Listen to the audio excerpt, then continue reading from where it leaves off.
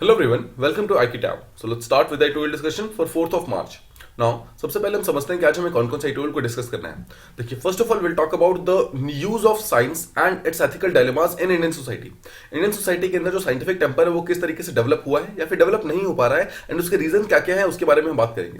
And second चीज जो author है इस पर्टिकुलर एडिटोरियल के अंदर ये बताना चाहते हैं कि कौन कौन से न्यू मेडिकल इन्वेंशन वगैरह अभी रिसेंट टाइम्स में हमारे मेडिकल फील्ड के अंदर हुए हैं, बट इसके बावजूद जो हमारी इंडियन जो सोसाइटी है उसको इस बारे में बहुत ज्यादा चीजें मालूम नहीं है. तो इसी चीज के ऊपर ये आर्टिकल काफी अच्छा लिखा हुआ है, हम इसके बारे में बात करेंगे. Second will talk about India और यूक्रेन के बारे में. रशिया और यूक्रेन का वॉर चल रहा है, बट इंडिया ने यहाँ पर कोई भी साइड नहीं लिया है, ना ही रशिया का ना ही यूक्रेन का, but indirectly it is seen कि इंडिया जो है रशिया को सपोर्ट कर रहा है because of its historical friendship. The point is कि क्या इंडिया को ऐसा करना चाहिए और क्या ये चीज एक्चुअली इंडिया के इंटरेस्ट में है या फिर नहीं. हम इन सब चीजों के बारे में बात करेंगे. नाउ द कॉन्टेक्स्ट इज कि recently United nation general assembly के बीच में के अंदर एक टाइप का वोटिंग हुआ है. उस वोटिंग के अंदर ये पाया गया है कि इंडिया ने यहाँ पर फिर से अपने वोटिंग को एब्सटेन कर दिया. मतलब India has decided not to vote neither in the favour of USA, यानी कि neither in the favour of Ukraine, neither in the favour of Russia. तो what does this particular actually thing implies, इसके बारे में हम समझेंगे. इसके अलावा we also have article that talks about दो यूएसए का जो यूनियन गवर्नमेंट है उसने रिसेंटली कुछ डिफरेंट चीजों को पास करने की कोशिश कर रहा है, उसके बारे में बात करता है. But this thing is not important from examination point of view. हमारे एग्जामिनेशन पॉइंट ऑफ व्यू से इंपॉर्टेंट नहीं है because this thing pertains to USA का जो देखिए मिड टर्म इलेक्शन होने वाला है. आपको पता होगा इस चीज के बारे में. जो यूएसए का जो मिड टर्म इलेक्शन होने वाला है ना, उस चीज के बारे में लिखता है कि अभी जो बाइडन है उनके पास कौन कौन से आगे सामने ऑप्शन है, क्या क्या उनके पास सॉल्यूशन है और कौन कौन से प्रॉब्लम्स है जो वो फेस कर रहे हैं, उन सब चीजों के बारे में बात करता है. अपार्ट फ्रॉम दिस ये वाला जो अगर आप आइडियल देखेंगे this one, it talks about जिसके बारे में हमने कल बात की थी, आपको याद होगा. लैंसेट नाम का एक एनजीओ है जिसने रिसेंटली एक रिपोर्ट निकाला है जिसके थ्रू ये बोला गया है कि कोविड के कारण कितने बच्चे यहां पर ऑर्फन हो गए. नाउ दिस पर्टिकुलर जो बॉडी है लैंसेट, उसने ये डेटा दिया है कि ऑलमोस्ट 19 लाख बच्चे ऐसे हैं जो कि कोविड के कारण ऑर्फन हो गए हैं. बट जो हमारी ministry of women and child development है उन्होंने इस पर्टिकुलर डेटा को मानने से इनकार कर दिया है. And according to them the data is just 1.5 lakhs. तो this is the kind of thing जो कि इस पर्टिकुलर एडिटोरियल के अंदर बताने की कोशिश की जा रही है. बट द पॉइंट इज कि हमने इन सब चीजों को पहले ही डिस्कस कर लिया, इसलिए हम इसके बारे में बात नहीं करेंगे. ऑलराइट, देखिए दिस इज अ इंटरव्यू. ये एक टाइप का इंटरव्यू आया हुआ है जो कि हमारे आज के हिंदू के अंदर आया हुआ है. Now this interview actually talks about कि अभी राइट नाउ सारा का सारा जो वर्ल्ड है वो एक्चुअली ग्लोबलाइज्ड है. नाउ ग्लोबलाइज्ड होने के बावजूद ये वॉर यहाँ पर रुक क्यों नहीं रहा है. रशिया का और यूक्रेन का जो वॉर है, why it is not stopping, what is the main reason behind this particular war, और किस तरीके से ये वॉर लगातार एस्केलेट हो रहा है, but why is it not stopping despite the fact कि every country they are actually dependent on some और द अदर कंट्री. तो इसके बावजूद ये जो वॉर है ये इतना एस्केलेट क्यों हो गया, ये रुक क्यों नहीं रहा है, इसके बारे में बात करते हैं. देखिए, before moving on to the main article, let's talk a bit about this particular thing कि ग्लोबल इंटरकनेक्टेडनेस के होने के बावजूद यहां पर जो वॉर है रुक क्यों नहीं रहा. Let me try and explain this thing on a blank page. देखिए, इट वाज 1945 के का टाइम था जिस टाइम यूनाइटेड नेशन को मतलब बनाया जाता है. Now, when UN was made, there was certain assumptions जिसको ध्यान में रखकर यूनाइटेड नेशन को बनाया गया था. that was the assumption of peace, कि आसपास के एरियाज के अंदर पीस और हार्मनी रहेगी और every single country will try to achieve what united nation wants to do. United nation आसपास में पीस को प्रमोट करना चाहता है, तो हर एक कंट्री उस चीज को प्रमोट करने में यहाँ पे हेल्प करेगा. But 1946 that was the time जबकि कोल्ड वॉर आ गया. कोल्ड वॉर आने के कारण 1946 से लेकर 1991 का पीरियड जो था उसके कारण यूएसए, यानी कि यूएसए बेसिकली यूएसए के द्वारा लीड किया हुआ ग्रुप नेटो, और जो रशिया है रशिया के द्वारा लीड किया हुआ ग्रुप यूएसएसआर, इन दोनों के बीच में जो टेंशन थे they were at the peak. Tension peak पे होने के कारण क्या है, दोनों ही जो कंट्रीज थी दोनों आपस में कोई डिसीजंस वगैरह नहीं ले पा रही थी, दोनों ही आपस में एक दूसरे के लॉगर हेड्स पे थी. 1991 में क्या होता है, फाइनली जो यूएसएसआर था वो डिसइंटीग्रेट होता है और उसके बाद world became a unipolar world जिसमें USA was the sole global power की तरह यहां पर इमर्ज होना स्टार्ट हो गया. नाउ जो इंटरव्यू में जो यहां पर दो पैनलिस्ट है उनमें से एक स्टेटमेंट ने मतलब उन्होंने एक में ये बोला है कि ऑल दो राइट नाउ यानी कि 2022 के अंदर जो यूनाइटेड नेशन का चार्टर है इसका वायलेशन हो रहा है, और इसका वायलेशन हुआ है अगेंस्ट यूक्रेन, यानी कि रशिया ने अटैक किया यूक्रेन के ऊपर. तो कहीं ना कहीं जो हमारा यूनाइटेड नेशन था उसका मतलब डिसइंटीग्रेशन स्टार्ट हो गया. यूनाइटेड नेशन का भी कहीं बहुत अच्छे तरीके से स्ट्रांगली नहीं चल पा रहा है. बट अगर आप इसका one of the earliest victim देखेंगे, जो यूनाइटेड नेशन का जो चार्टर जो ब्रेक हुआ था उसका one of the earliest victim was India. Now India को 1948 में पाकिस्तान ने इंडिया पे अटैक कर दिया था, आपको याद होगा. Now, despite taking this particular thing to United Nation, ये प्रॉब्लम सॉल्व नहीं हुई उस टाइम में. ठीक है. नाउ तो क्या ये चीज बताता है कि राइट नाउ हमें यूएन सिक्योरिटी काउंसिल के अंदर चेंजेस की जरूरत है? Yes, we need some changes. जो कि यूएन सिक्योरिटी काउंसिल का वीटो पावर, उसके अंदर हमें कुछ चेंजेस की जरूरत है. राइट नाउ उसके मेंबरशिप के अंदर हमें चेंजेस की जरूरत है. राइट, और उसके जो परमानेंट मेंबर जो P5 मेंबर्स हैं जिन P5 के पास वीटो का पावर है उसे चेंज करने की जरूरत है. तो देखिए जब तक ये पर्टिकुलर वीटो पावर चेंज नहीं होगा ना, तब तक कोई प्रॉब्लम बहुत आसानी से सॉल्व नहीं हो पाएगी। Let me give you certain examples. देखिए राइट नाउ रशिया और यूक्रेन का वॉर चल रहा है, रशिया के ऊपर बहुत सारे वीटो लग रहे हैं, मतलब रशिया के ऊपर बहुत सारे सैंक्शन लग रहे हैं, बट रशिया बिकॉज P5 का मेंबर है, Russia can easily veto them out. Russia सबको वीटो करके बिल्कुल साइड हो जा रहा है। Similarly we have country like Pakistan. देखिए पाकिस्तान इंडिया के अगेंस्ट कोई भी अग्रेशन शो करता है, अगर इंडिया उस चीज को यूनाइटेड नेशन लेके जाती है, पाकिस्तान का सपोर्ट करने के लिए यहाँ पे चाइना आ जाता है और चाइना इस चीज को वीटो कर देता है because China is also part of P5। तो आप समझ रहे हैं इस तरीके से बहुत सारी चीजें ऐसे हो रही है। सिमिलरली कोई जैसे कोई भी जापान हो गया, साउथ कोरिया हो गया, ये सब कंट्री जब भी किसी दूसरे कंट्री के ऊपर अगर कोई अग्रेशन करती है तो यूएसए उनको सपोर्ट में आ जाता है और यूएसए उस चीज को वीटो कर देता है। द पॉइंट इज कि यूएन सिक्योरिटी काउंसिल जिसको एक्चुअली बनाया गया था प्रॉब्लम को सॉल्व करने के लिए, वो प्रॉब्लम सॉल्व नहीं हो पाता है बिकॉज 5 लोगों के पास वीटो पावर है और वो वीटो पावर यूज करके वो किसी भी चीज को यहां पर बंद कर देते हैं। तो डज दैट मींस दैट क्या ये चीज ये मीन करता है कि अभी वर्ल्ड ऑर्डर जो हमारा है राइट नाउ, जो हमारा वर्ल्ड ऑर्डर है वो चेंज हो रहा है या फिर क्या वो ब्रेक हो रहा है? देखिए तो अगर आप ध्यान समझेंगे कि हमारा वर्ल्ड ऑर्डर जो है वो ब्रेक हो रहा है, चेंज हो रहा है, तो आप एक चीज ये यहां लिख सकते हैं, मतलब अपने आंसर्स में, या फिर आप अपनी इस चीज को समझ सकते हैं कि जो वर्ल्ड ऑर्डर है हमारा वो ब्रेक नहीं हो रहा है, but it is kind of rearranging. ठीक है, देखिए रीअरेंज हो रहा है। रीअरेंज कैसे हो रहा है? देयर आर न्यू पावर्स जो कि यहां पर इमर्ज हो रही है। Russia is trying to emerge itself, ठीक है, अपने आप को उठाने की कोशिश कर रहा है। Similarly we have country like India, we have country like France. आपने फ्रांस का देखा होगा, फ्रांस के प्रेसिडेंट बोलते हैं कि NATO is a brain dead community, तो फ्रांस भी अपने आप को उठाने की कोशिश कर रहा है। सिमिलरली जर्मनी एक लीडर बनने की कोशिश कर रहा है। द पॉइंट इज बहुत सारे डिफरेंट कंट्रीज ऐसे हैं, बहुत सारी कम्युनिटीज ऐसे हैं जो कि अपने आप को उठाने की कोशिश कर रहे हैं, अपने आप को फिर से वापस लेके आने की कोशिश कर रहे हैं। द क्वेश्चन कम्स कि क्या जो अभी रशिया के ऊपर जो मतलब सैंक्शन वगैरह लगाए गए हैं, आर दे नॉट इनफ? देखिए समझिए, कभी कभी क्या होता है सैंक्शंस ना, they are not enough. Because कैसे? देखिए रशिया के ऊपर ऑल दो सैंक्शन लगाए गए हैं, but with the exception of oil and gas के ऊपर कोई भी यहाँ पर सैंक्शन नहीं लगाया गया। उसके 2 रीजन है। द फर्स्ट रीजन है कि ऑब्वियसली जो यूरोपियन कंट्रीज है वो उसके ऊपर डिपेंडेंट है, राइट? अगर यूरोपियन कंट्रीज के ऊपर डिपेंडेंट है तो ऑब्वियसली वो डायरेक्टली ऑयल एंड गैस को बंद नहीं कर सकते हैं। And one more reason is कि यूएसए का मिड टर्म इलेक्शन आ रहा है। अब यूएसए का मिड टर्म इलेक्शन आ रहा है, तो वन थिंग दैट जो बाइडन नीड्स इज कि वहां पर प्राइस स्टेबिलिटी होनी चाहिए, स्पेशली गैसेस को लेकर। अगर रशिया के ऊपर सैंक्शन लगा दिए, रशिया ने अगर अपना सप्लाई बंद कर दिया, तो क्या होगा? गैस के प्राइस अचानक से इंक्रीज हो जाएंगे और गैस के प्राइस इंक्रीज होने के कारण क्या होगा? यूएसए के अंदर भी जो ऑयल एंड गैसेस के प्राइस है वो सब इंक्रीज हो जाएंगे, उसके कारण प्रॉब्लम यहां पर बढ़ जाएगी। ठीक है, अब अगर इंडिया का एब्सटेंशन की बात करेंगे, इंडिया के एब्सटेंशन के बारे में बात की गई है कि इंडिया का एब्सटेंशन कुछ गलत नहीं है। इंडिया का एब्सटेंशन इंडिया के अपने खुद के नेशनल इंटरेस्ट के अंदर है। इंडिया को जैसा सही लग रहा है इंडिया वैसा कर रहा है। वी कैन नॉट, मतलब ऐसा हम नहीं बोल सकते कि इंडिया ने एब्सटेंट कर दिया that is why India is wrong, हम ऐसा नहीं बोल सकते। ठीक है, सिमिलरली देखिए आपको एक चीज और समझना होगा कि क्या यहां पर हमारा जो प्रॉब्लम है, क्या वो प्रॉब्लम यहां पर बहुत ही इजीली सॉल्व हो सकते हैं? क्या जो न्यूक्लियर स्टेटस का जो इशू लगातार मतलब उठता रहता है, क्या न्यूक्लियर स्टेटस का जो सॉल्यूशन है उसके थ्रू हम प्रॉब्लम को सॉल्व कर सकते हैं? देखिए there is a thing called as NPT. NPT का मतलब होता है नॉन प्रोलिफरेशन ट्रीटी, जिसके थ्रू ये बोला गया है कि जो न्यूक्लियर मटेरियल किसी के पास है तो वो उसको प्रोलिफरेट नहीं करेगा, सिंपल वर्ड्स में। Now let's see the example of 2 countries जिन्होंने अभी तक न्यूक्लियर पावर को गिव अप नहीं किया है। फर्स्ट इज ईरान, ठीक है, and second is north Korea. ठीक है, देखिए ईरान एंड नॉर्थ कोरिया ने अभी तक न्यूक्लियर वेपन्स को अटैक नहीं किया है, बट इसके बावजूद इन पे आज तक कोई भी किसी भी टाइप का हार्श पनिशमेंट नहीं किया गया। ध्यान से समझिए, क्या ईरान के ऊपर यूएसए ने आज तक कुछ भी किया है? नहीं किया है। मतलब ऑल्दो देखिए छोटे मोटे अटैक्स होते रहते हैं, but the point is Iran के ऊपर कोई भी हार्श स्टेप्स आज तक नहीं लिए गए। सिमिलरली नॉर्थ कोरिया के ऊपर आज तक कोई ऐसा हार्श स्टेप नहीं लिया गया जिसके कारण इनका सप्लाई वगैरह बंद हो जाए। द पॉइंट बीइंग कि दोनों अभी तक अपने न्यूक्लियर वेपन को यूज कर रहे हैं। और मैं आपको सेकंड एग्जांपल देता हूं। Let's me give you example of 2 countries. First is Ukraine, ठीक है, एंड सेकंड इज लिबिया। देखिए यूक्रेन एंड लिबिया ऐसी कंट्री है, दोनों ने अपने न्यूक्लियर पावर स्टेटस को छोड़ दिया था और इसके बावजूद दोनों के ऊपर अटैक हो गया। लिबिया के ऊपर यूएसए ने अटैक कर दिया था और यूक्रेन के ऊपर राइट नाउ रशिया ने अटैक कर दिया था। पॉइंट इज, क्या न्यूक्लियर स्टेटस को छोड़ना एक सोल्यूशन हो सकता है? We don't think so, because experts भी यही बोलते हैं कि देखिए न्यूक्लियर स्टेटस छोड़ना is not a direct solution, because हमने देख रखा है जिसने न्यूक्लियर स्टेटस नहीं छोड़ा है उसके ऊपर आज तक कोई अटैक नहीं हुआ है, बट जैसे ही जिसने न्यूक्लियर स्टेटस छोड़ा है वैसे उसके ऊपर अटैक हो गया है। ठीक है, तो इसीलिए जो ये पर्टिकुलर जो इंटरव्यू आप देख रहे हैं, इस इंटरव्यू के अंदर जो मेन डिमांड्स वगैरह की गई हैं, वो मेन डिमांड्स की गई है यूनाइटेड नेशन को चेंज करने के बारे में। बोला गया है यूएन सिक्योरिटी काउंसिल को चेंज करने की जरूरत है। इंडिया एज अ कंट्री को यहाँ पर एक रिप्रेजेंटेटिव बनाने की जरूरत है, दैट वो एक परमानेंट मेंबर बनाने की जरूरत है, ताकि इंडिया अपने इन्फ्लुएंस से यूनाइटेड नेशन को भी चेंज कर सके एंड डिफरेंट चीजों को आगे लेके जा सके। तो ये था हमारा ये वाला इंटरव्यू। आई होप आपको ये चीज प्रॉपर्ली समझ आ गई। Let's move on to the first topic जो हमें आज बात करनी है। It is about the ethical dilemmas, और जो भी हमारा मेडिकल कम्युनिटीज है वो किस चीज के बारे में वो मतलब बातचीत करता है। ठीक है, तो हम यहाँ समझने की कोशिश कर रहे हैं कि जो साइंटिफिक टेम्पर है स्पेशली इंडिया के अंदर वो किस तरीके से रीइन्विगोरेट हो रहा है, किस तरीके से चेंज हो रहा है, किस तरीके से बढ़ रहा है, इसके बारे में बात करते हैं। देखिए ऑथर का यहाँ पर कहना यह है कि इंडिया के अंदर मेजॉरिटी ऑफ द टाइम जो है वो इलेक्शन साइकिल चलता ही रहता है, मतलब इलेक्शन वगैरह चलते रहते हैं। इलेक्शन चलने के कारण क्या होता है, हम मेजॉरिटी ऑफ द टाइम कहीं ना कहीं इलेक्शन के ही माइंडसेट के अंदर रहते हैं।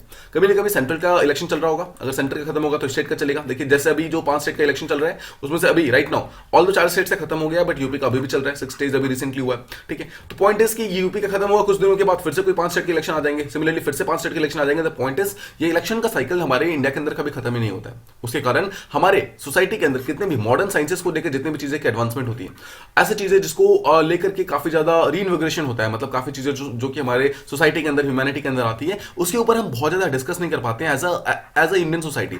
हमारी समाज इस चीज को लेकर बहुत ज्यादा मतलब वो नहीं है, ठीक है, मतलब बहुत ज्यादा आगे नहीं बढ़ती इन सब चीजों को। अगर आप देखेंगे पिछले कुछ हफ्तों के अंदर हमारे यहाँ पर बहुत ही फैसिनेटिंग डेवलपमेंट्स हुए हैं साइंस के अंदर। व्हेन से हमारे अंदर, I am not saying about India, I am saying about the world as a whole, मतलब मैं ह्यूमैनिटी की बात कर रहा हूँ। ह्यूमैनिटी ने यहाँ पर बहुत ही जायंट लीप्स लिए हैं, यहाँ पर बहुत ही अच्छे तरीके से मेडिकल इन्वेंशन वगैरह किए हैं, जो कि आगे जाकर हमारे लिए बहुत ही ज्यादा इंपॉर्टेंट हो सकता है। One of the best example is Facebook का smart glasses. Let me tell you, देखिए फेसबुक का स्मार्ट ग्लासेस आपको इस पर्टिकुलर पर्सपेक्टिव में समझना है कि ये स्मार्ट ग्लासेस क्या सच में प्रॉब्लम को सॉल्व कर सकता है या फिर ये प्राइवेसी का जो इशू है और ज्यादा इंक्रीज कर देगा। दोनों ही केसेस में इंडियन सोसाइटी के अंदर इस चीज के बारे में बिल्कुल भी बात नहीं हो रही है। People are directly ready to adopt it, लोग इसको अडॉप्ट करने को रेडी है, बट इसके बारे में बातचीत करने को रेडी नहीं है। Let me try and first of all explain कि एग्जैक्टली है क्या।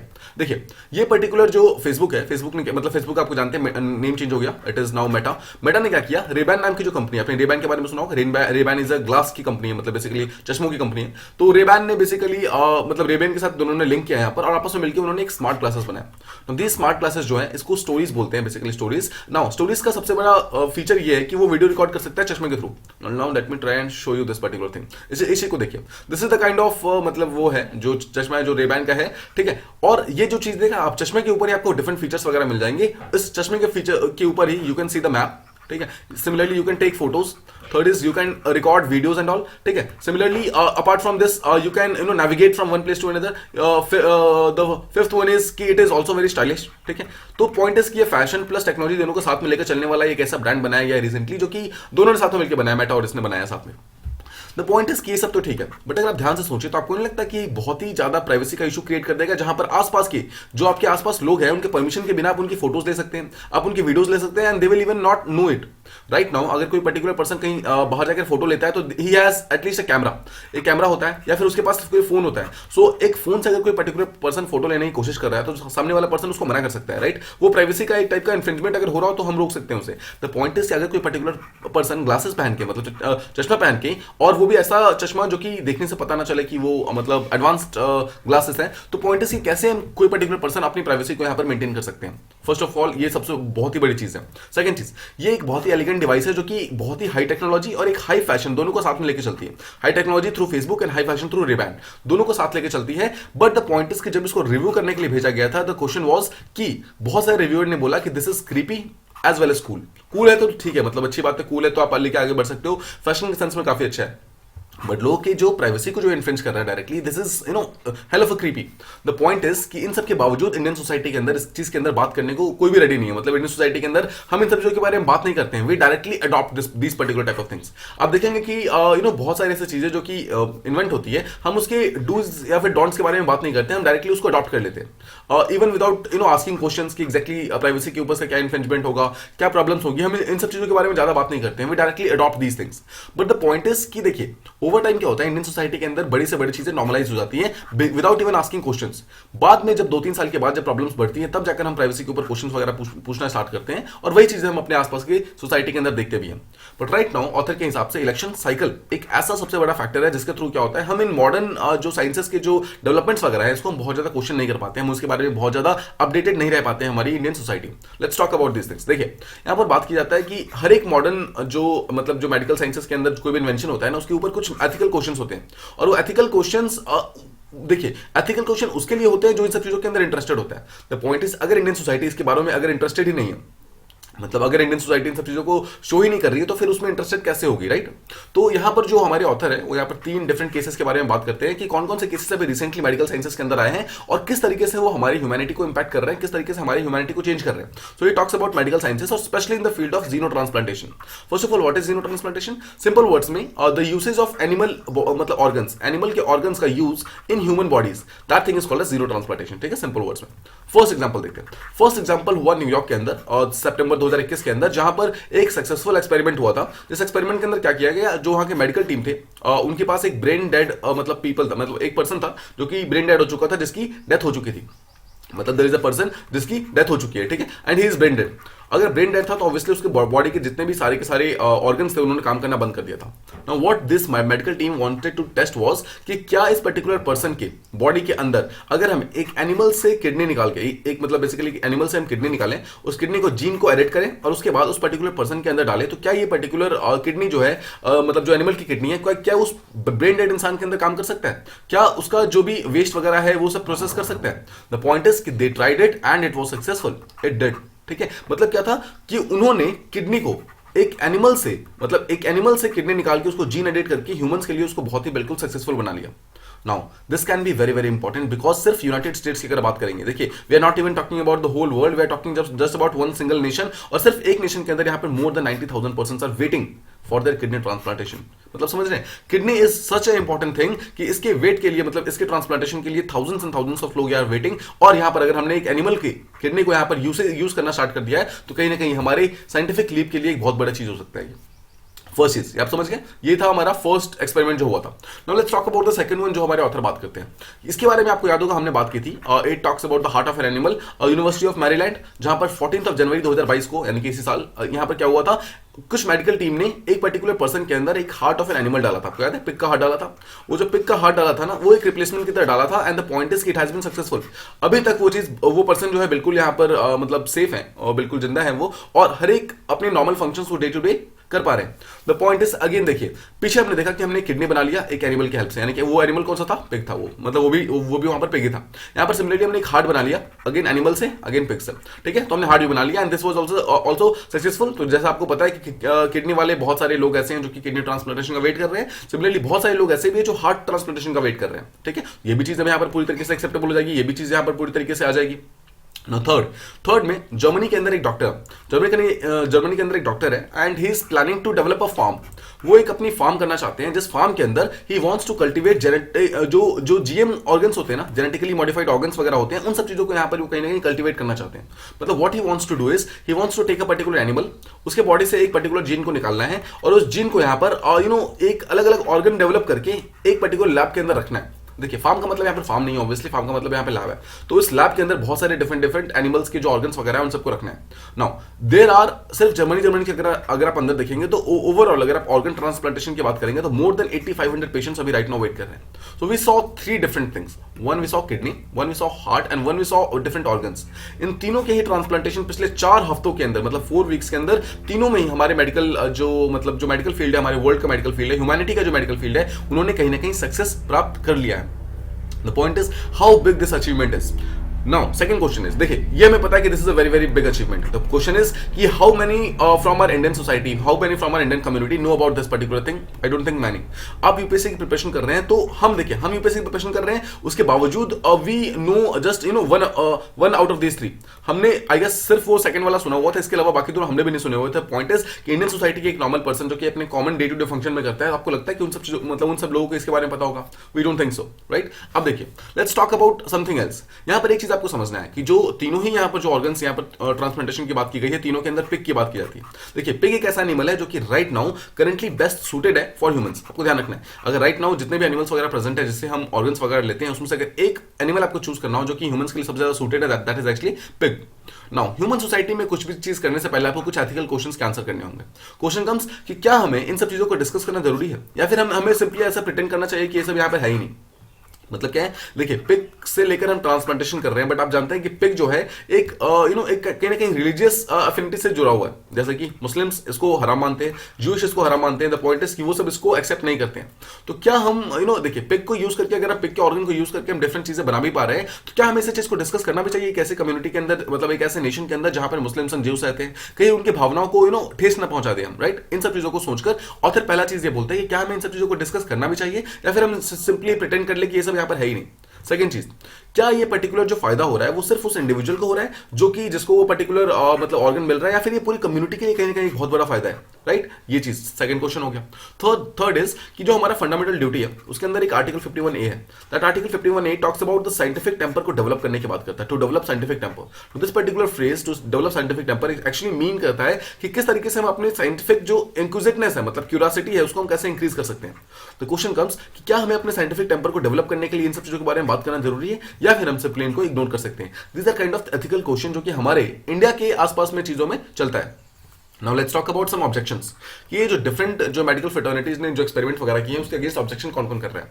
Now one thing is very clear, जो पहला ऑब्जेक्शन करेगा that will B animal rights के मूवमेंट वगैरह जो करते हैं। बहुत सारे जो ऐसे जैसे पेटा हो गया, ठीक है, पेटा एक टाइप का एनिमल ग्रुप है, इसके अलावा और भी बहुत सारे जो एनिमल राइट के मूवमेंट ग्रुप्स होते हैं, वो लोग इसको उसके अगेंस्ट आते हैं, बिकॉज ये चीजें कहीं ना कहीं एनिमल के राइट्स को छोड़ देती है। बिकॉज दीज थिंग्स, ये आइडिया मतलब बहुत ही गलत है कि आप एनिमल फार्म बना लो जिसके थ्रू आप सिंपली कभी भी किसी भी एनिमल को मार दो, उसके बॉडी का एक ऑर्गन निकालो और उसको ह्यूमंस के लिए यूज करना स्टार्ट कर दो। देखिए इनका कहना यह है कि एनिमल्स जो होते हैं they also have rights. Animals के अगर खुद के राइट्स हैं तो ये हमारी मॉरल रिस्पॉन्सिबिलिटी यानी कि ह्यूमंस की मॉरल रिस्पॉन्सिबिलिटी है कि हम उन एनिमल्स के राइट्स को यहाँ पर प्रॉपर्ली रीइन्विगोरेट करें, उनको हम प्रॉपर्ली बचा के रखें। तो यहाँ पर एक फिलॉसफी दी जाती है, philosophy of anthropocentrism. Now anthro, देखो एंथ्रो का मतलब होता है ह्यूमन, सिंपल वर्ड्स में, ठीक है। सो एंथ्रोपोसेंट्रिज्म का मतलब होता है जहां पर एवरीथिंग सेंट्रल, मतलब देखिए सेंटर पे जहां पर ह्यूमंस हो, मतलब हर चीज के सेंटर पे ह्यूमन बींग्स प्रेजेंट है। मतलब किसी भी पर्टिकुलर बाकी जितने भी लिविंग क्रिएचर है उनकी वैल्यू तभी होगी अगर वो ह्यूमन बींग्स के फायदे के लिए होंगे। Now this is not right. जो एंथ्रोपोसेंट्रिज्म है ये तो ऐसा बिल्कुल भी नहीं है, राइट। लेकिन हमारा इंडियन सोसाइटी है उसके ऊपर एक क्वेश्चन पूछना बहुत जरूरी है। जो एनिमल राइट के मूवमेंट्स वाले हैं, जो पेटा एंड जो बाकी ग्रुप्स हैं, उनका क्वेश्चन ये है कि क्या हम एक एंथ्रोपोसेंट्रिज्म वर्ल्ड के अंदर चल रहे हैं जहां पर हर एक चीज ह्यूमन पे आके फिनिश हो जाती है, मतलब जो भी चीजें ह्यूमन के फायदे की है ह्यूमन उसको सिंपली निकाल लेता है। अगर आप सिंपली एग्जांपल देखेंगे, राइट नाउ क्लाइमेट चेंज हो रहा है। क्लाइमेट चेंज क्यों हो रहा है? क्लाइमेट चेंज इसलिए हो रहा है बिकॉज ह्यूमंस ने अपने हिसाब से एनवायरमेंट को यूज किया, फॉरेस्ट को यूज किया, ट्रीज को यूज किया, उसके कारण अब ये सब वापस रिवाइंड कर रहे हैं और उसके कारण ह्यूमन सब यहाँ पर प्रॉब्लम में आ गया। Now this is the main thing. ना कुछ यहाँ पर डायलेमा भी आते हैं। डायलेमा है, सबसे बड़ा डायलेमा ये आता है कि क्या हम एक पर्टिकुलर इंसान को बचाने के लिए एक एनिमल को मार डाले, क्या या फिर हम एक पर्टिकुलर एनिमल को बचाने के लिए एक इंसान को मरने दे, राइट। ये एक बहुत बड़ा डायलेमा है जिसका आंसर हम शायद कभी नहीं दे पाएंगे। सिमिलरली मेडिकल साइंस के अंदर ऐसे बहुत सारे ऐसे मॉरल डायलेमाज हैं, मतलब ऐसे thousands and thousands of moral dilemmas हैं जो लोग डेली लेवल पे फेस करते हैं। द पॉइंट इज कि इंडिया के अंदर जो ICMR यानी कि Indian council of medical research है उसके अंदर ये सब क्वेश्चंस आते भी नहीं है, because Indian council of medical research ने ऐसा कोई भी अभी राइट नाउ कोई भी ऐसा रिसर्च नहीं कर रही है, कोई भी ऐसा एक्सपेरिमेंट नहीं कर रही है, किसी भी तरीके से ह्यूमंस जो ह्यूमैनिटी का जो ये वाला सेक्शन है उसको आगे लेके जाने की कोशिश नहीं कर रही है। एंड दैट इज व्हाई जो ऑथर बोलते हैं कि अगर ICMR नहीं कर रही है तो एटलीस्ट जो हमारी इंडियन सोसाइटी है उसे ये सब चीजें करनी होगी। हमारी इंडियन सोसाइटी को इन सब चीजों के अंदर आगे बढ़ना होगा, तभी हम इन सब चीजों को आगे लेके जा सकते हैं। जैसे मैंने आपको बताया, इंडिया के अंदर पिग को एक बहुत ही डर्टी एनिमल माना जाता है। हमें यहाँ पर जो पर्सन पोर्क खाता है उसको बहुत ही डिस्गस्टिंग माना जाता है। सिमिलरली ऐसे लोग जो कि पिग के साथ डील करते हैं उनको बहुत ही सोशल स्टेटस, मतलब लो सोशल स्टेटस का माना जाता है। नाउ हमारे यहाँ पर पिग इतना अगर बुरा है तो क्या पिग से बने हुए जो मतलब पिग के जो ऑर्गन्स होते हैं, क्या उस ऑर्गन्स के ह्यूमन के अंदर लगाना सही होगा? क्या ये मेडिकल रिसर्च जितनी यहाँ पर ग्लोबल एडवांसमेंट वगैरह हो रही है, देखिए हर एक ग्लोबल एडवांसमेंट के अंदर एक चीज जो देखी गई है कि पिग का जो हार्ट है या फिर जो पिग की किडनी है या फिर पिग के जो ऑर्गन्स है, they are very much suitable for humans. But क्या ये चीज हम इंडियन लोगों को बता सकते हैं? क्या एक जैन, एक ज्यू, एक मुस्लिम या फिर कोई भी एक वेजिटेरियन इंसान जिसके मतलब जो कि पिग से दूर रहता है बेसिकली, इनको अगर हम बोलेंगे कि अगर आपको कोई भी प्रॉब्लम है you can directly go and आपको हम एक ऑर्गन देंगे जो कि पिग का होगा और आप उसको एक्सेप्ट कर लीजिए, आपका काम हो जाएगा, तो क्या आपको लगता है कि वो ये सब चीजों को मानने वाले हैं? We don't think so. Now this is the main thing. Now finally author यहाँ पर एक चीज बात और मतलब एक और बात बोलते हैं। नाउ देखिए हमें पता है कि जैसे मैंने आपको पीछे एग्जांपल दिया, यूएसए के अंदर राइट नाउ 90,000 ऐसे लोग हैं जिनको यहाँ पर किडनी चाहिए। सिमिलरली बहुत सारे जर्मनी के अंदर ऐसे लोग हैं 8500 से ज्यादा लोग हैं जिनको ऑर्गन ट्रांसप्लांटेशन चाहिए। तो पॉइंट इज अभी तक तो हमारे पास कोई एनिमल्स वगैरह नहीं है, तो अभी हम इस चीज को कैसे कंप्लीट कर रहे हैं? यहाँ पर अभी हमारे पास बहुत सारा इलीगल मार्केट है, इलीगल एंड इमोरल मार्केट है ह्यूमन ट्रैफिकिंग का। अब देखते हैं जहां पर बहुत सारे बच्चों को, बहुत सारे मतलब छोटे छोटे बच्चे, गर्ल्स, मतलब गर्ल चाइल्ड्स, ओल्ड पीपल, इन सबको अपडेट कर लिया जाता है, इनको कहीं ना कहीं किडनैप कर लिया जाता है ताकि उनके ऑर्गन्स को यहाँ पर हार्वेस्ट कर सके। The point is right now एक बहुत ही इलीगल मार्केट चल रहा है इस चीज को यहाँ पर प्रोक्योर करने के लिए, इन सब ऑर्गन्स को यहाँ पर प्रोक्योर करने के लिए। अगर हमें कहीं ना कहीं इस पर्टिकुलर मार्केट को खत्म करना है तो एक यहां पर सबसे बड़ा सॉल्यूशन हो सकता है कि अगर हम डायरेक्टली यहां पर एनिमल्स के ऑर्गन को यूज करना स्टार्ट कर दें और उसके थ्रू हम यहां पर प्रॉब्लम को सॉल्व कर सकते हैं। ठीक है, देखिए इसके अंदर बहुत सारे एथिकल डायलेमास वगैरह हैं। एथिकल डायलेमास को सॉल्व करना obviously this is very important, but साथ ही साथ अगर ह्यूमैनिटी को आगे सर्वाइव करना है और ह्यूमैनिटी को प्रॉब्लम्स को खत्म करना है तो उसके लिए animals can be a best tool यहां पर। तो फाइनली ऑथर यहां पर एक प्रोवर्ब के साथ यहां पर फिनिश करते हैं। ही सेज कि you can not make a silk purse out of shows year. Now बोलते हैं कि एक पर्टिकुलर एनिमल के ईयर से आप किसी सिल्क पर्स को बना नहीं सकते हैं। मतलब ये एक टाइप का प्रोवर्ब है जहां पर ये बोल सकता है कि एक ऐसी चीज, मतलब यहां पर ये बोलता है कि एक ऐसी चीज जिसकी कोई वैल्यू आप मानते नहीं है, जिसकी वैल्यू सबसे डिग्रेड है, उसको यूज करके आप कभी सिल्क नहीं बना सकते, मतलब thing of the highest quality नहीं बना सकते। बट ये चीज अब धीरे धीरे चेंज हो रही है जहां पर एनिमल्स को यूज करके हम यहां पर ऐसे ऐसे चीजें बनाने की कोशिश कर रहे हैं जिसके थ्रू ह्यूमंस के ऑर्गन्स वगैरह को ट्रांसप्लांट किया जा रहा है। And the best example is so का आप यहां पर पिग समझ सकते हैं। ठीक है, पिग को यूज करके, मतलब पिग के ऑर्गन्स को समझ के, मतलब यूज करके हम यहां पर सिल्क के पर्स यानी कि ह्यूमन के ऑर्गन्स को बनाने की कोशिश कर रहे हैं। This is the kind of thing that he wants to talk about. ये था हमारा फर्स्ट टॉपिक। आई होप आपको ये चीज प्रॉपर्ली समझ आ गई। Now let's move on to the next one. यहां बात करने वाले हैं इंडिया, यूक्रेन और टेकिंग साइड्स के बारे में। This is Russia, this is Ukraine, this is India. India हमेशा पिछले 3 हफ्तों से लगातार बीच में बैठा हुआ है। India is not ready to take a particular side, ना ही यूक्रेन का ना ही रशिया का। एंड देखिए कहीं ना कहीं वो चीज सही भी है, बट हम इस चीज के बारे में थोड़ा सा समझते हैं। रिसेंटली क्या हुआ था आपको याद होगा, 2 हफ्ते मतलब अराउंड 3-4 दिन पहले there was a voting in UN security council. तो यूएन सिक्योरिटी काउंसिल के अंदर वोटिंग होती है जहां पर रशिया के फोर्सेस को यहां पर वापस लाने के लिए एक टाइप का प्रपोजल दिया जाता है, बट रशिया ने इसको वीटो कर दिया। नाउ रशिया ने वीटो किया, उसके बाद उसके कारण क्या हुआ, यूएन सिक्योरिटी काउंसिल का ये पर्टिकुलर प्रपोजल जो था वो पूरी तरीके से खत्म हो गया। नाउ तो यूएसए ने क्या किया, यूएसए ने और यूएसए प्लस एक और कंट्री अल्बानिया, आपको याद है अल्बानिया के बारे में हम बात की। यूएसए और अल्बानिया इन दोनों कंट्री ने साथ में करके मिलकर डिसाइड किया कि अगर यूएन सिक्योरिटी काउंसिल के अंदर अगर ये चीज नहीं हुई है तो हम यूएन जनरल असेंबली के अंदर जाएंगे। नाउ आपको एक चीज ध्यान रखना है, जिस तरीके से यूएन सिक्योरिटी काउंसिल के अंदर अभी रशिया के पास वीटो पावर है ना, यूएन जनरल असेंबली के अंदर रशिया के पास कोई भी वीटो पावर नहीं है। तो इसलिए, और सेकंड चीज, जो यूएन का general assembly that is the main body जहां पर 193 मेंबर्स है। ना यहाँ पर सारे डिसीजंस जो है वो वोटिंग के थ्रू लिए जाते हैं, नॉट थ्रू किसी वेटो के थ्रू कोई डिसीजंस यहाँ पे काट नहीं सकते हैं। सारे डिसीजंस यहाँ पे वोटिंग के थ्रू लिए जाते हैं। नाउ एक चीज समझिए, यूएन जनरल असेंबली जो है टोटल 193 मेंबर्स हैं, और राइट नाउ जब वोटिंग हुई तो उसमें से 141 members out of this 193 they voted against Russia. इन लोगों ने रशिया के अगेंस्ट वोटिंग किया दैट रशिया को बहुत जल्दी अपने अटैक को वापस कर लेना चाहिए, अटैक को बंद करना चाहिए और अपने ट्रुप्स वगैरह को विड्रॉ करना चाहिए, अदरवाइज सैंक्शंस और ज्यादा यहाँ पर हार्श होने स्टार्ट हो जाएंगे। ना देखिए, अगर आप इस रेजोल्यूशन की बात करेंगे, this resolution was brought in a rare special emergency session. मतलब यूएन जनरल असेंबली के अंदर एक्चुअली ये पर्टिकुलर सेशन प्लान नहीं था, बट रशिया के अटैक के कारण इस पर्टिकुलर सेशन को लाया गया जहां पर सारे के सारे कंट्री के मेंबर्स आए, उन्होंने बातचीत की। Now, this was a Uniting for Peace resolution. Just remember, Uniting for Peace resolution जो है वो यूनाइटेड नेशन जनरल असेंबली का पार्ट है। Now देखिए, मैं आपको समझाता हूँ क्या होता है। देखिए, normally there are 2 main bodies, UN security council and second is UN general assembly.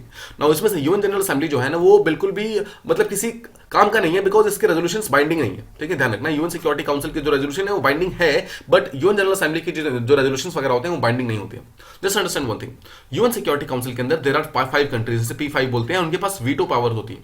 ठीक है, अब वीटो पावर होने के कारण क्या है, कोई भी ऐसी चीज जो कि इनके अगेंस्ट स्टार्ट की गई है वो इस चीज को वीटो करके कैंसिल कर सकते हैं, जैसा अभी रिसेंटली रशिया ने किया है। राइट, तो इस चीज के सेफ्टी मैकेनिज्म के रूप में जब यूनाइटेड नेशन का चार्टर बन रहा था, मतलब लॉ बन रहा था, तो यूएन सिक्योरिटी काउंसिल के इस पर्टिकुलर चीज के अगेंस्ट में कि अगर एक पर्टिकुलर P5 मेंबर के अगेंस्ट कोई चीज चलाया जाएगा, अगर उसने बार बार वीटो करना स्टार्ट कर दिया, उसके अगेंस्ट में एक चीज लाई गई, that thing was called as united for peace. UFP बोलते हैं इसको, यूनाइटेड फॉर पीस रेजोल्यूशन होता है। इस रेजोल्यूशन के थ्रू ये बोला जाता है कि कोई भी ऐसा P5 का मेंबर, कोई भी ऐसा मेंबर जो कि बार बार अपने चीजों को वीटो कर रहा है, मतलब उसके अगेंस्ट कोई भी चीज आ रहा है, अगर उसको वीटो कर रहा है तो उसके अगेंस्ट एक यूएफपी को पास कर सकते हो यूएन जनरल असेंबली के अंदर। समझ रहे हैं, यूएन जनरल असेंबली के अंदर आप उस चीज को पास करते हो और उस पर्टिकुलर चीज पे एक वोटिंग होती है, जैसा भी रिसेंटली वोटिंग हुई है, और उस वोटिंग के जो भी होता है उसको मतलब उस पर्टिकुलर कंट्री को इस चीज को मानना होता है। तो रिसेंटली जो वोटिंग हुई है टोटल 193 मेंबर्स है, उसमें से 141 मेंबर्स ने रशिया के अगेंस्ट यहाँ पर वोटिंग किया, मतलब रशिया के बोला है रशिया को आपको यहां से इस कंट्री से वापस जाना होगा। नाउ जैसा मैंने आपको बताया, यूएन जनरल असेंबली का जो रेजोल्यूशंस वगैरह होते हैं वो बाइंडिंग नहीं होते हैं, they don't carry any type of teeth. मतलब अगर वो कुछ बोलेगा भी तो जरूरी नहीं है कि उन सब चीजों को फॉलो करना ही करना है,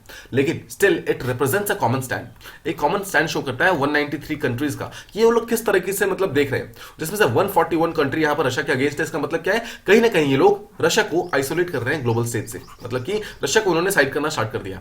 देखिए 96 कंट्रीज ऐसी थी जिन्होंने यूएसए प्लस अल्बानिया के साथ में खड़े होकर इस पर्टिकुलर रेजोल्यूशन को को स्पॉन्सर किया, मतलब 96 कंट्री ने साथ में मिलकर इस पर्टिकुलर रेजोल्यूशन को मतलब यहां पर प्रपोज किया था। उसके कारण ही यूएन जनरल असेंबली के अंदर ये स्पेशल जो सेशन हुआ था उसको लाया गया था।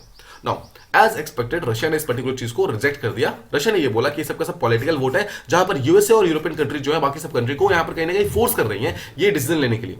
लेकिन इसके बावजूद अगर आप एक चीज समझेंगे तो 141 कंट्री अगर रशिया के अगेंस्ट है, इसका मतलब क्या है कि कहीं ना कहीं रशिया जो है ग्लोबल स्टेज से आइसोलेट होता जा रहा है। ठीक है, अब let's talk about some voting pattern. यहां पर देखिए 4 main countries along with Russia, total 5 country ऐसी थी जिन्होंने रशिया के फेवर में वोट किया था। लेट्स सी कौन कौन से थे। फर्स्ट वाज बेलारूस, आपको याद होगा रशिया के जस्ट मतलब साइड में, यूक्रेन के जस्ट ऊपर बेलारूस प्रेजेंट है। Similarly we have Eritrea, we have North Korea and we have Syria. अगर आप ध्यान से देखेंगे बेलारूस और एरिट्रिया को छोड़ के नॉर्थ कोरिया और सीरिया, दीज आर एक्चुअली ऐसे कंट्री जो कि यूएसए के अगेंस्ट है, and that is why they have taken a side of Russia.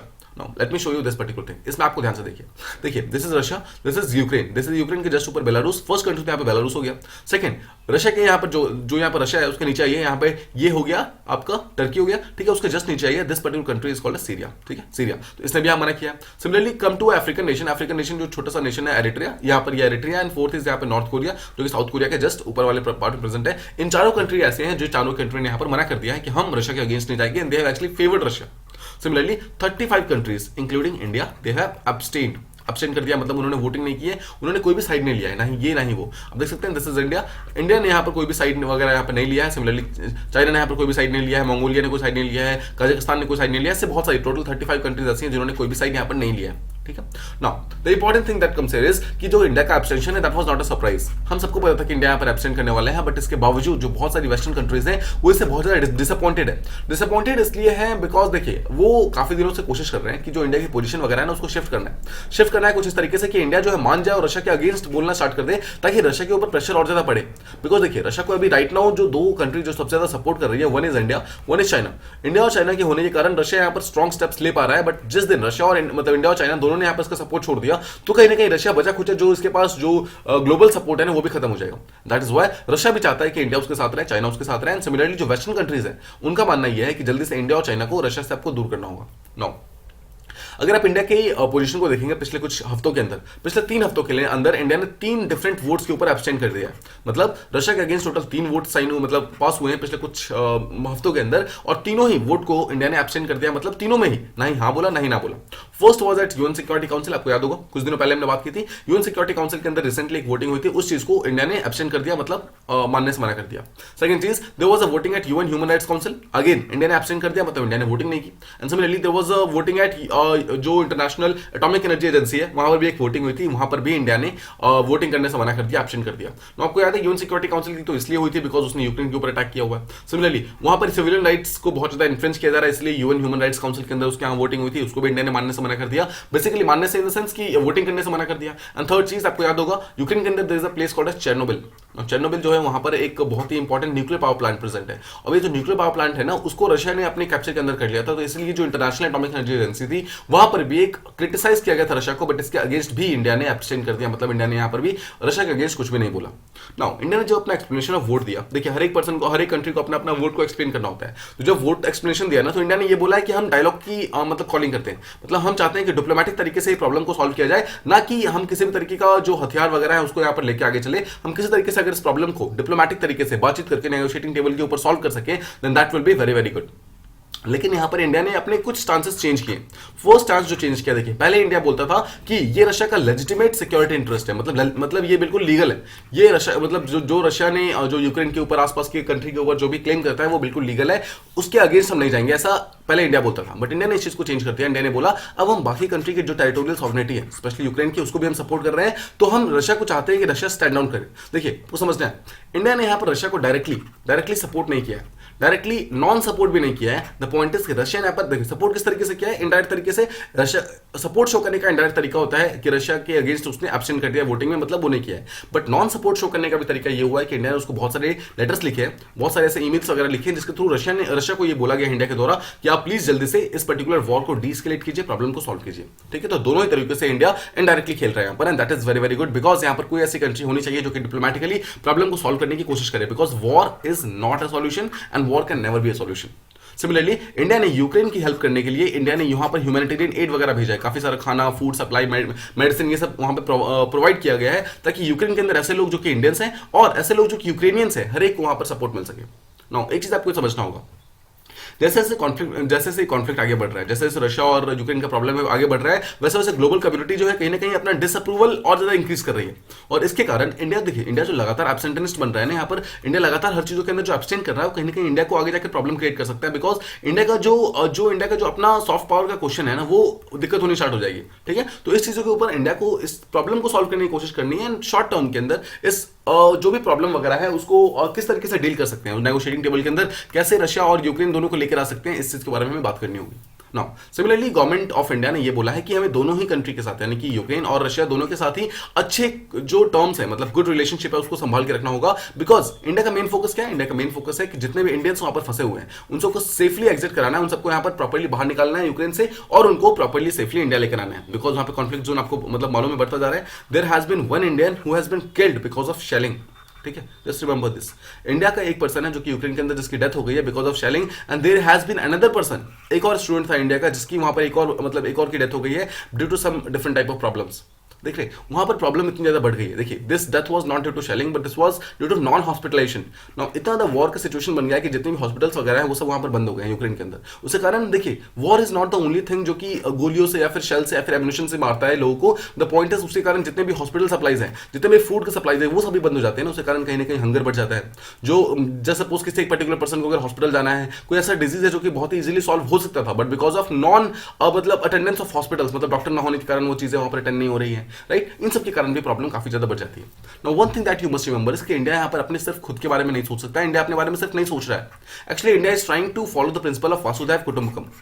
What is this Vasudhaiva Kutumbakam? इसका ये एक संस्कृत वर्ड है जिसका मतलब होता है वर्ल्ड इज द फैमिली, मतलब world is our family, simple word में। ठीक है, तो इंडिया जो है सिर्फ इंडियंस को ही नहीं बट पूरे वर्ल्ड को अपनी फैमिली मानता है and that is why India is trying to help out every single person. इसलिए इंडिया को यहाँ पर थोड़ी सी और प्रायोरिटाइज करना होगा, इंडिया को अपने प्रॉब्लम्स को और ज्यादा सामने लेकर आना होगा और जो यूक्रेन के अंदर जो क्राइसिस चल रहा है उस चीज को बाहर निकालने के लिए और सारा मतलब बहुत ज्यादा डीपली एंगेज करने की जरूरत है ताकि रशिया को यहाँ पर समझाया जा सके और यूक्रेन को यहाँ पर मतलब इस पर्टिकुलर कॉन्फ्लिक्ट से बचाया जा सके। बिकॉज ये वॉर सिर्फ यहाँ पर यूक्रेन के अंदर नहीं हुई है, this is now global concern जो कि इंडिया को भी डायरेक्टली या इनडायरेक्टली हर्ट करना अब स्टार्ट कर चुका है। ठीक है, ये थे हमारे दोनों एडिटोरियल्स। आई होप आपको दोनों चीजें प्रॉपर्ली समझ आ गई। और उससे पहले आपको याद होगा हमने उससे पहले जो बात की थी कि एग्जैक्टली जो पर्टिकुलर इंटरव्यू था उसके थ्रू भी हमने बात की कि किस तरीके से यूएन सिक्योरिटी काउंसिल के अंदर चेंजेस वगैरह की जरूरत है। ठीक है, तो उन सब चीजों को आप ध्यान में रखिएगा because these things are going to be very very important in the exams ahead. ठीक है, तो आपको बस ध्यान रखना है कि एक्जैक्टली क्या क्या चीजें हो रही है, कौन सी बॉडी कौन कौन सी न्यूज में है। ठीक है, यूएन न्यूज में है, सिक्योरिटी काउंसिल के फीचर्स क्या होते हैं, and these things they can be asked in the examination. तो just keep this things in mind. Alright, तो ये था हमारा डिस्कशन। आई होप आपको वीडियो पसंद आई होगी एंड अगर आपको वीडियो से कुछ सीखने को मिला है तो please do like share and subscribe and thank you so much for listening.